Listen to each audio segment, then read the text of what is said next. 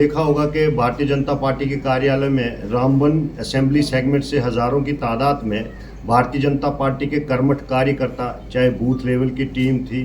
या जो पन्ना प्रमुख थे या जो ओहदेदार थे, उनके अलावा जो लॉयर्स एसोसिएशन से रिलेटेड थे, ये यूथ एसोसिएशन था, किसान फेडरेशंस थी और जो रूरल एरियाज़ की एसोसिएशंस थी और सीनियर सिटीजन्स थे, वो सारे यानी कि गए और उन्होंने अपने पक्ष रखा था कि रामबन को एक नुमाइंदगी इस तरह की दी जाए भारतीय जनता पार्टी के तौर पर, ताकि जो वहाँ की यूथ चाहती है, जहाँ के वहाँ के वोटर्स चाहते हैं, वहाँ के सारे कार्यकर्ता चाहते हैं। लेकिन बदकिस्मती इस तरह देखिए कि जिस किस्म से जो मैंडेट बांटे गए हैं, तो ये कहीं भी जनता को एक्सेप्टेबल नहीं होगा। तो अभी आपने देखा होगा कि जो मैंडेट भारतीय जनता पार्टी का दिया गया है, यहाँ एक इस हिसाब से दिया गया है कि जो क्लियरली लोगों की विशेस और लोगों की उम्मीद के मुताबिक नहीं था। मान लीजिए अगर मैं कॉन्फिडेंट नहीं था, क्या रामबन जिला में ऐसा भी कोई भी भारतीय जनता पार्टी का ओहदेदार या कार्यकर्ता नहीं था जिसको मैंडेट दिया जाता, और जिस कार्यकर्ता को मैंडेट मिलता पार्टी का, तो पार्टी के तौर पर जीता। लिहाजा जब मैंडेट पार्टी के तौर पर यानी कि नहीं लग रहा है और उस हिसाब से नहीं फिट बैठ रहा है, तो आला कमान को गुमराह करने वाले व्यक्ति, हमें पता है कि वो कौन सा एक व्यक्ति है, और एक या दो व्यक्ति हैं जिन्होंने आला हाईकमान को गुमराह किया और मैंडेट दिया। ये तो चलो पार्टी का एक उनका इंटरनल मैटर है कि जिसको दें। तो लिहाजा जो मैं पिछले 3 टाइम्स डिस्ट्रिक्ट वाइस प्रेसिडेंट भी रहा,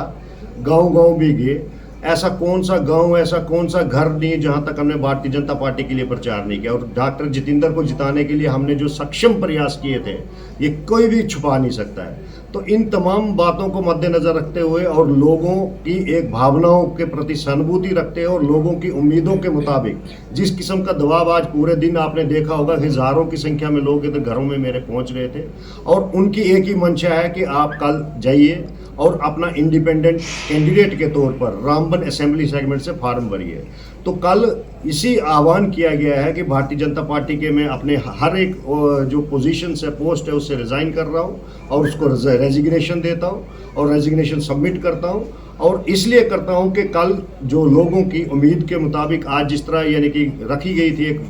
एक सभा बुलाई गई थी पूरे रामबन असेंबली सेगमेंट्स के, जहां से हर कोने कोने से लोग आए थे, तो ये पूरा क्लियर हो गया कि उन्होंने एक रेजोल्यूशन पास करके मेरे को सौंपा कि आप इलेक्शन लड़िए एज ए आज़ाद उम्मीदवार के तौर पर, इंडिपेंडेंट कैंडिडेट के तौर पर। तो उन्हीं की भावनाओं के लिए, लोगों के लिए मेरा जीवन अर्पित पहले भी था, आज भी है, आगे भी रहेगा। तो लिहाजा इसको हम पूरा करते हुए कल सुबह 9 बजे इधर आप देखेंगे कि जनसलाब उमड़ेगा। यहाँ इनको भारतीय जनता पार्टी के जिस प्रत्याशी को टिकट दी गई उसकी जमानत जब्त सुनिश्चित है। आप मान लीजिए, सर्वे कर लीजिए, लोगों से पूछ लीजिए, और भारतीय जनता पार्टी और नरेंद्र भाई मोदी जी के सपने को चकनाचूर करने में जिन लोगों ने अपनी भूमिका निभाई है, वो आप जग जाहिर है। कोने कोने से एक एक वोटर से पूछिए कि क्या ये मैंडेट ठीक है या नहीं है। ये उनका आंतरिक मामला बन जाता है, क्योंकि अब जो जनता का डिसीजन है और जनता के तौर पर अगर उन मेरे को इतना कंपेल कर रहे हैं, अगर मैं छुपा रहूं तो लोग कहेंगे कि ये कैसा बेखबर नेता हमारा था,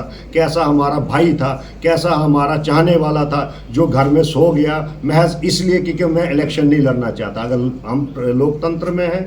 पार्टी में थे और अब सियासी तौर पर लोगों की खिदमत करते हैं, तो इसलिए सुनिश्चित तौर पे हम अपनी जीत सुनिश्चित समझते हैं और अपनी जीत को प्रबल दावेदारी के साथ आगे बढ़ाते हुए भारी अक्सरियत से यहाँ जनता का समर्थन और जनता का जिस तरह से प्यार मिल रहा है, चाहे वो महिलाएं हैं, युवा हो, नौजवानों के साथ साथ बुजुर्ग हों, और सबका, समाज के हर एक वर्ग का जो प्यार मिल रहा है, निसंदेह मैंने अपने आप को कभी भी इस काबिल नहीं समझा था। मैंने नहीं सोचा था कि मैं लोग इतना मुझे चाहते हैं या इतना मेरे से प्यार करते हैं, इतना लगाव करते हैं, तो उनकी भावनाओं को मैं ठुकरा नहीं सकता। लिहाजा मेरे पास अब कोई ऑप्शन नहीं है। सूरज सिंह परिहार रामबन से इंडिपेंडेंट कैंडिडेट जनता ने उतार दिया है। अब जनता का मुकाबला जन सैलाब का मुकाबला धन सैलाब के साथ होगा।